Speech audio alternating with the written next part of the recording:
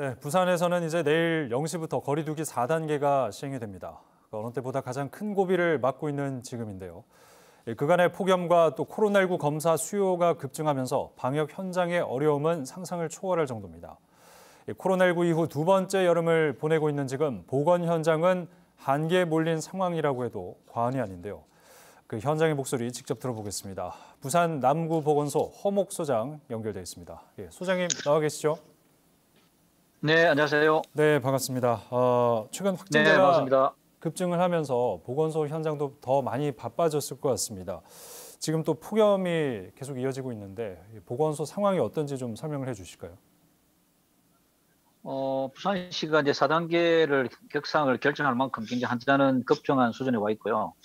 뭐 수도권은 뭐 조금 전가세 꺾였거나 조금 정책이 있지만 아마 지방은 지금 확산세 있기 때문에 굉장히 어려운 상황이 있다는 말씀드리고, 그리고 지난 1년하고도 더 반 이상 지난 시점에서 우리가 이제, 코로나 확산되다 보니까 예방접종도 속도도 못 내고 있고, 특히 이제 델타 변이가 우세종이 되다 보니까 확산 속도 너무 빠릅니다. 그래서 저희들이 업무를 하는데 굉장히 애로를 겪고 있고, 어쨌든 뭐 우리가 폭염까지 겹쳐가지고 선별이 좀 애로사항이 있지만, 보건소와 구청에서는 뭐 최선을 다해서 코로나를 막아내고 있습니다. 네, 오늘 아침에는 약간 선선한 바람이 부는가 했는데 또 한낮이 되니까 굉장히 또 뜨겁더라고요.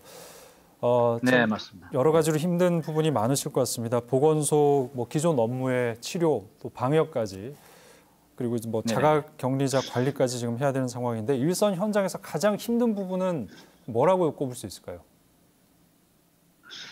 아마 이제 4차 유행에서는 어려운 게 전파 속도가 워낙 빠르니까 델타 변이가 기존 바이러스에 비해서 한 4배에서 한 6배 정도 빠르다 보니까 동선 따라잡는 데 굉장히 어려움을 겪고 있습니다. 그래서 특히 이제 그 지난번 유행을 달리 젊은 층 유행이 있기 때문에 젊은 분들은 동선이 굉장히 많습니다. 그래서 그 부분을 따라잡는 게 애로사항을 겪고 있고, 특히 이제 보건소가 뭐 이 코로나 업무만 하는 게 아니고 다른 업무도 기본 업무는 하고 있거든요. 그래서 그러다 보니까 피로도 굉장히 급증한데, 어쨌든 그래도 가장 힘든 것은 그 역학조사라든지 역학조사를 통한 확진자 관리라든지 자가격리 관리 업무가 굉장히 어렵다고 볼 수 있습니다. 네, 확진자가 폭증하면서 또 젊은 층이 많이 확진이 되면서 역학조사의 한계를 느끼고 있다라고 말씀해 주셨는데요.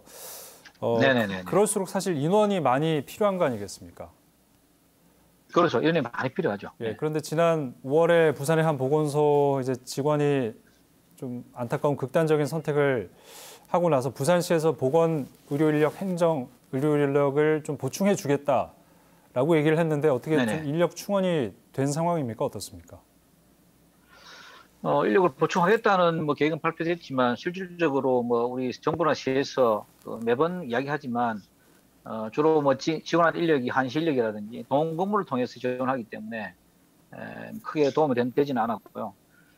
그마저도 이제 정원한 경우에도 뭐 감염병 대응 인력 몇 사람 외에는 늘린 게 거의 없기 때문에 사실은 그 말뿐인 어떤 그 지원이라 볼 수 있습니다. 그런데 부산은 또 특히 타 지역에 비해서 일반직 공무원 수가 적기 때문에 굉장히 애로사항이 많은 편이죠. 이거, 예. 지금 뭐 휴직하는 사례도 좀 늘고 있습니까? 어떻습니까? 아무래도 이제 업무가 길어지고 또 건강이 악화되는 경우도 많고 그래서 아마 육아휴직이라든지 또 뭐 일반 업무휴직이라든지 병가도 많이 늘어나고 있어가지고 저희들이 업무를 하는데 굉장히 애로사항을 겪고 있습니다. 특히 이제 이 감염병 업무는 뭐 지속성이라 전문성이 중요한데 자꾸 단절이 되다 보니까 그런 부분에 대해서 문제가 생길 수 있고 향후에 또 확진자 관리라든지 접촉자 관리 부분에 대해서 누수가 생길 수 있는 우려가 있습니다. 예. 내일 0시부터 이제 거리두기 4단계가 시행이 되지 않습니까? 그러면 인력 부담이 좀 덜한가요? 아니면 더 가중이 되는 겁니까? 어떻습니까? 아마 이제 4단계 격상이 되면은 인구 이동이 적다 보니까 환자가 줄어들 것으로 예상을 합니다만 혹시라도 환자가 늘어나 이제 휴가철과 맞물려 있고 특히 에어컨 가동이라든지 델타 변이 특성상 소규모 지인 간의 감염이 많기 때문에 아마 뭐 크게 늘지는 않겠지만 어떻게 4단계 이후에도 계속적으로 업무 부담이 이어질 가능성이 많은 거죠. 네, 4단계 시행하는 데 있어서 보건 인력이 더 필요한 부분이 있습니까? 4단계로 필요한 게 아니라 저희들이 이제 역학조사가 기존 업무 인력들이 지체이기 때문에 아, 추가 지원이 네. 필요하고요. 아마 예, 부산시에서도 우리 경찰이나 우리 이제 그 일반 그 다른 직 공무원들을 파견을 예정을 하고 있는 걸로 알고 있습니다. 알겠습니다. 그 방역 당국과 일선 보건소 사이에 소통은 좀 잘 되고 네. 있습니까? 처음보다는 소통은 잘 됩니다만 아직 여전히 이제 우리 중앙정부나 우리 광역시, 광역단체, 지방 특히 보건소와의 어떤 소통 관계는 그렇게 원활하지는 않은 것 같습니다. 그러나 이제 음, 그런 소통 체계를 갖추려고 해서 노력하고 있고 그런 부분들이 누수가 생기면 또 결국 지역 주민들 손해를 보는 거니까 그런 부분에 대해서는 신경을 쓰고 있다는 말씀드리고요. 예, 그리고 이제 그 보건소에 대한 인력이나 조직 보강 이런 부분들을 좀 빨리 서둘러야 향후에 또 이 4차 유행, 5차 유행이 혹시라도 있을지 모르니까 그런 부분에 대비가 될 수 있을 것 같습니다. 네. 지금 코로나19는 이미 장기화되고 있고 또 앞으로 얼마나 안정화까지 많은 기간이 필요한지 지금 모르는 그런 상황인데 소통이 잘 네네네. 돼야 즉 공공보건의료 네. 현장에서 준비가 좀 철저하게 되는 부분 아니겠습니까?